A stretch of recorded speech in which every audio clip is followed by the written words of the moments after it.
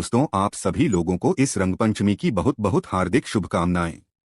ये रंगपंचमी आपके जीवन में बहुत सारे रंग भर दे, आपके जीवन में बहुत सारी खुशियां ला दे, साथ ही में भगवान शिव जी का आशीर्वाद आपके ऊपर करा दे। इसीलिए दोस्तों, इस वीडियो में हम आप लोगों को इस रंगपंचमी के दिन मतलब साल में जो एक सबसे बड़ा दिन पड़ता है, भगवान शिव जी को प्रसन्न करने का, उस दिन किया जाने वाला 5 कनीर के फूल वाला उपाय यहाँ पर बता रहे हैं। अब दोस्तों, आप लोगों में से बहुत सारे लोग ये सोचेंगे कि 5 कनीर के वाला उपाय इतने दिनों से नहीं बताया, आज एकदम से क्यों बता रहे हो? तो देखो, उसका सबसे बड़ा कारण पता है क्या है? रंगपंचमी का दिन एक ऐसा दिन जिस दिन हम भगवान शिव जी को निश्चित ही बहुत आसानी से प्रसन्न कर सकते हैं, क्योंकि एक होली का दिन था जिस दिन हमने भगवान शिव जी को प्रसन्न किया। क्योंकि जो विशेष दिन होते हैं ना, उन दिनों पर हम निश्चित ही भगवान शिव जी को प्रसन्न कर पाते हैं, जिसमें से एक दिन रंगपंचमी का दिन भी होता है।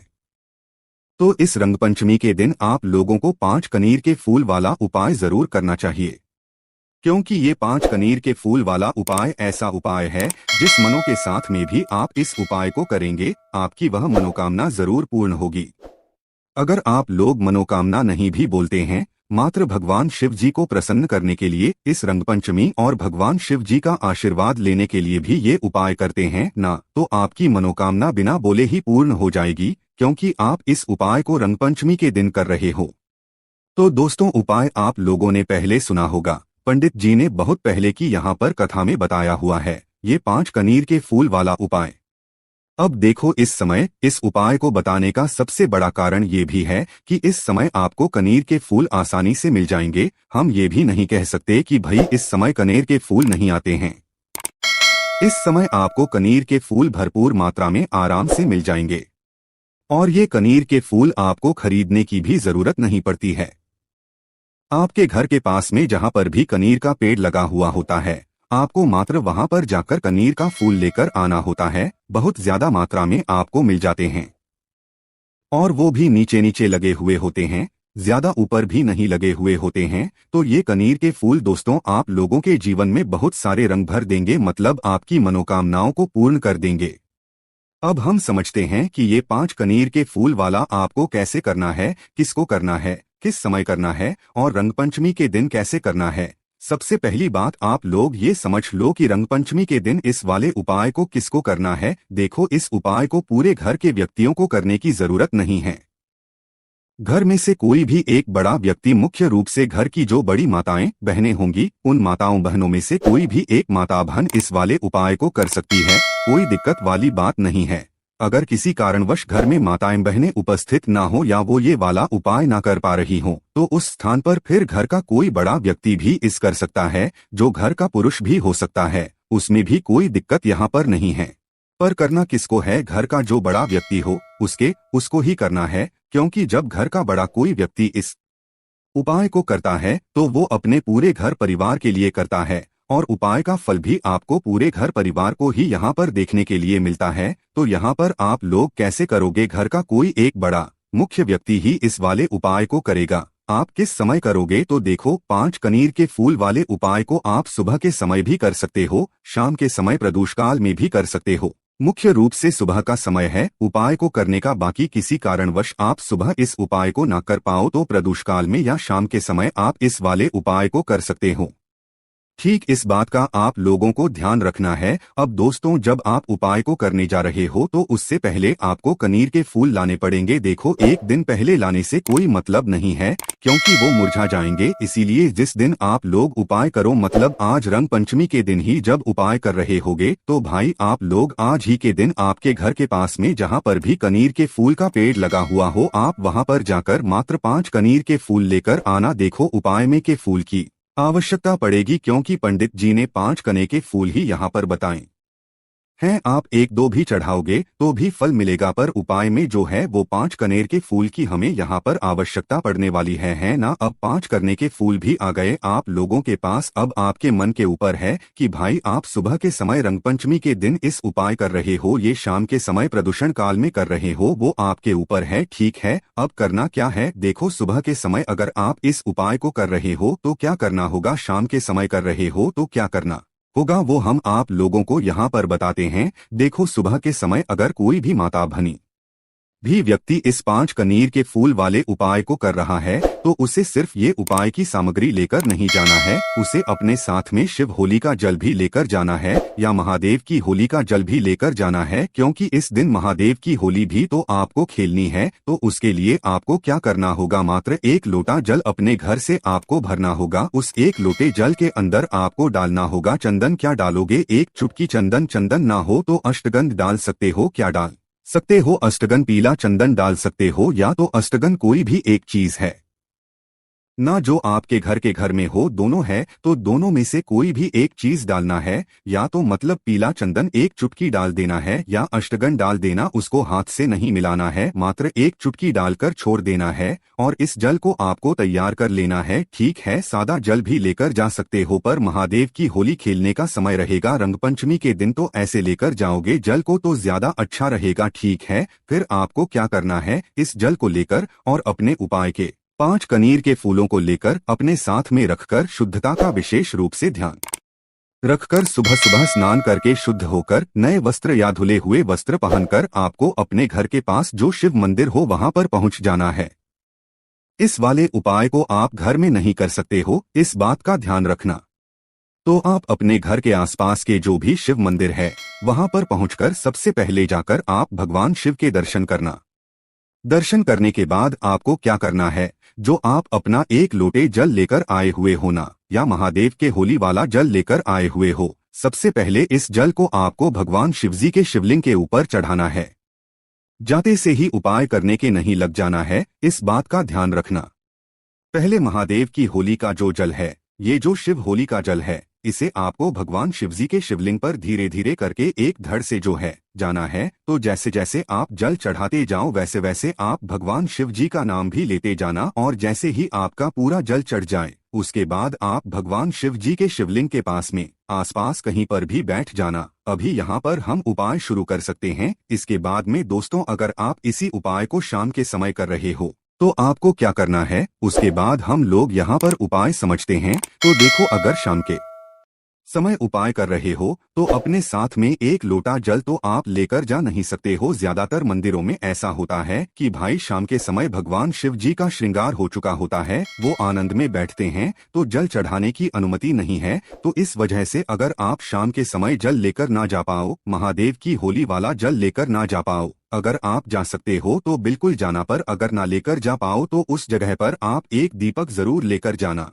या तो चंदन भी लेकर जा सकते हो, पीला चंदन खाली लेकर जा सकते हो या अष्टगंध लेकर जा सकते हो। इसे भगवान शिव जी के शिवलिंग पर जाकर चढ़ा सकते हो। तो थोड़ा सा पीला चंदन या कोई भी एक चीज अष्टगंध आप अपने साथ में रख लेना। साथ में विशेष रूप से घी का दीपक भी जरूर रखना। वो घी का दीपक आटे का होगा, गोलबत्ती का होगा, उसके अंदर शुद्ध देसी गाय का घी यहाँ पर आप लोग डालोगे। तो इस दीपक को करके ही आप लोग शाम के समय उपाय करो तो लेकर जाना। ठीक है, सुबह के समय आप लोग 1 लोटा जल लेकर जा सकते हो, मतलब सुबह के समय आपको दीपक लेकर जाने की जरूरत नहीं है। ठीक है, और इस दीपक को जलाने के लिए माचिस भी अपनी लेकर जाना, ऐसा ना वो माचिस भूल जाओ और भगवान शिवजी के मंदिर में आपने मंदिर की माचिस ले लिया, किसी और की माचिस ले ली, वो माचिस जिसकी होगी उसको भी आपको इस उपाय का फल मिल जाएगा। मतलब आप जो उपाय कर रहे हो जिसकी माचिस होगी ना, उसको भी इस उपाय को कुछ ना कुछ फल जरूर यहाँ पर मिल जाता है। पंडित जी ने खुद ये बात यहाँ पर कही हुई है। तो आपको क्या करना है, अपनी माचिस अपने घर से लेकर पहुँच जाना है भगवान शिवजी के मंदिर में जो भी आपके घर के आसपास है, और पहले जाकर आपको भगवान शिव के दर्शन करके भगवान शिवजी के सामने आसपास कहीं पर भी वो है पहले दीपक जलाना है जो आप अपने घर से तैयार करके लेकर आए हुए हो। उस दीपक को अपनी माचिस से जलाकर उस दीपक की आरती उतारकर, मतलब दीपक से भगवान शिव जी की आरती उतारकर उसे कहीं पर भी भगवान शिवजी के शिवलिंग के पास में रख देना। शिवलिंग से थोड़ी दूरी बनाकर रखना, भगवान शिव जी को आंच ना लगे। हम भगवान शिव जी को प्रसन्न करने के लिए ये वाला उपाय करना है, इसलिए इस बात का आप लोग ध्यान रखना। तो यहाँ पर अगर आप सुबह जा रहे हो तो आपने एक छोटा जल चढ़ा दिया है, शाम जा रहे हो तो भाई आपने दीपक भी यहाँ पर जला दिया है। और अगर आप लोग चंदन या अपने साथ अष्टगंध खाली लेकर आए हुए हो तो भाई उसे भी भगवान शिवजी पर चढ़ा सकते हो एक रंग के रूप में, पर गुलाल वगैरह मत चढ़ाना। गुलाल चढ़ा भी रहे हो तो भाई इतना सुनिश्चित कर लेना कि वह गुलाल में जो है शुद्धता हो, मतलब कुछ भी मिलावटी ना हो। भगवान शिवजी पर मिलावटी चीज मत चढ़ाना, इस बात का ध्यान रखना। तो यहाँ पर आपकी पूजन अर्चना हो गई। अब आपको क्या करना है, अपने उपाय की जो 5 कनेर के फूल हैं उनको निकाल लेना है और शिवलिंग के सामने आसपास कहीं पर भी बैठ जाना है उपाय को करने के लिए। तो जैसे ही आप अपने 5 कनीर के फूलों को कर लेते हो, 5 कनीर के फूलों को निकालने के बाद हम आपको बता दें कि ये 5 कनीर के फूल 5 अलग अलग जगहों पर हमें चढ़ाने हैं, इसलिए इस बात का ध्यान रखना, ध्यान से सुन लेना। तो क्या करना है, अपने 5 कनीर के फूलों में से सबसे पहला कनीर के फूल निकाल लो और पहला कनीर का फूल निकालने के बाद आपको ये करना है, इसे भगवान गणेश जी वाले स्थान पर समर्पित करना है। देखो, ये स्थान बहुत सारे लोगों को पता है, पर जब भी हम आप लोगों को बता दे जाते हैं कि ताकि आप लोगों से गलती ना हो। तो जलाधारी होती है शिवलिंग की जलाधारी का एक राइट हैंड साइड होता है। देखो, आप सामने की तरफ से शिवलिंग के सामने की तरफ से खड़े होकर देखोगे तो आपको हाथ पड़ जाएगा। जिस तरफ से शिवलिंग आपको दिखता है उसी तरफ से आप वैसे खड़े होकर देखो कि आपका सीधा हाथ कौन सा है। तो भगवान शिव जी की तरफ से देखना, खड़े होकर देखना कि सीधा हाथ कौन सा पड़ रहा है। उस सीधे हाथ की जलाधारी पर जो है भगवान के नीचे का स्थान होता है। सामने से खड़े होकर मत देखना, वरना आपका उल्टा हाथ पड़ेगा, वो फिर गलत होगा। जिस तरफ शिवजी की शिवलिंग मतलब विराजित है, बैठी हैं, बैठे हुए हैं शिवजी, उस तरफ से आप खड़े होकर देखना कि सीधा हाथ कौन सा है। उस सीधे हाथ की जलाधारी पर आपको क्या करना है, कोने में वहीं पर जलाधारी पर ही पहला कनेर का फूल समर्पित करना है। खिला हुआ फूल का शिवलिंग की तरफ होगा और जो डंडी का भाग है, पीछे का भाग है, वो जलाधारी की तरफ जहां से जल बहता है, नीचे उगता है, उस तरफ होगा। ठीक है, पहला फूल आपको भगवान गणेश जी वाले स्थान पर समर्पित कर देना है। दूसरा कनेर का फूल निकालना है, इसे आपको भगवान कार्तिकी जी वाला जो स्थान होगा वहां पर समर्पित करना है। जैसे गणेश जी वाले स्थान पर खिला हुआ भाग शिवलिंग की तरफ करके समर्पित किया है, वैसे ये दूसरा कनेर का फूल भी आप लोगों को कार्तिकेय जी वाले स्थान मतलब जलाधारी के लेफ्ट हैंड साइड में, भगवान गणेश जी का राइट हैंड साइड में है और कार्तिकेय जी का लेफ्ट हैंड साइड में। तो लेफ्ट हैंड साइड की जो जलाधारी होगी उस जलाधारी पर आपको ये दूसरा काने का फूल समर्पित कर देना है। खिला हुआ भाग शिवलिंग की तरफ करके और पीछे का भाग जलाधारी की तरफ करके। उसके बाद में अपना तीसरा कनीर का फूल निकाल लेना है और इसे माता अशोक सुंदरी जी वाले स्थान पर समर्पित कर देना है। अभी आपने जो है एक राइट हैंड साइड पर फूल चढ़ा है, एक लेफ्ट हैंड साइड पर फूल चढ़ाया। अब चढ़ाओगे जलाधारी के बिल्कुल बीचों बीच में, जहां पर माता अशोक सुंदरी जी का स्थान होता है। तो इस फूल को भी खिला हुआ भाग जो है शिवलिंग की तरफ करके जो है आपको समर्पित कर देना है माता अशोक सुंदर जी वाले स्थान पर, मतलब जलाधारी के बिल्कुल बीचों बीच में। तो यहां पर आपने 3 कने के फूल चढ़ा दिए हैं।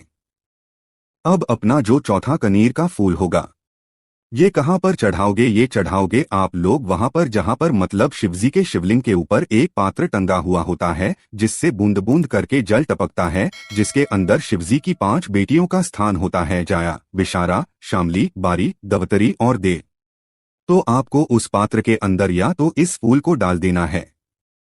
अगर आप जिस मंदिर में जा रहे हो उपाय करने के लिए वहां पर ये पात्र नहीं है, तो उस जगह पर आप इस फूल को माता जगदम्बा जी के हस्तकमल पर भी समर्पित कर सकते हो, मतलब जो जलाधारी होती है, जलाधारी में जहां पर शिवलिंग रखा हुआ होता है उस शिवलिंग के आसपास कटी भाग के पास में कहीं पर भी आप अपना ये चौथे नंबर का फूल समर्पित कर सकते हो।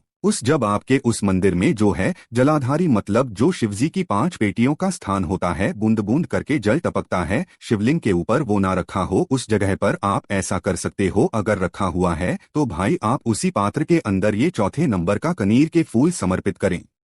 ठीक है, उसके बाद बात आती है 5वें और आखिरी नंबर के कनीर के फूल की। तो इस कनीर के फूल को आप लोगों को ध्यान रखना है कि अगर आप जिस मंदिर में उपायुक्त करने के लिए गए हुए हो उस मंदिर में अगर त्रिशूल रखा हुआ है तो आपको क्या करना है, त्रिशूल का एक मध्य भाग होता है जहां पर त्रिशूल के जो तीनों हिस्से रहते हैं वो निकलते हैं। तो भाई त्रिशूल का जो एक मध्य भाग होगा उस मध्य पर स्पर्श करा लेना है, मतलब छुआ लेना है अपने इस 5वें नंबर के कनीर के फूल को। अगर त्रिशूल रखा हुआ है तो ऐसा करना है और अगर नहीं रखा हुआ है तो साधा मतलब शिव जी का नाम लेते हुए श्री बोलते हुए इस आखिरी नंबर के 5वें कनीर के फूल को आपको शिव जी के शिवलिंग के ऊपर समर्पित कर देना है। खिला हुआ भाग सामने की तरफ होना चाहिए, जलाधारी की तरफ होना चाहिए और पीछे का भाग अपने आप पीछे हो ही जाएगा। तो ये 5वें नंबर का कनीर के फूल समर्पित करने के बाद आपको भगवान से हाथ जोड़कर प्रार्थना करनी है, विनती करनी है, अपनी मनोकामना बोलनी है। जिस जिस मनोकामना के लिए आप लोग अपना ये वाला उपाय कर रहे हो बोलनी है। दुख परेशानी के लिए कर रहे हो तो वह बोलनी है,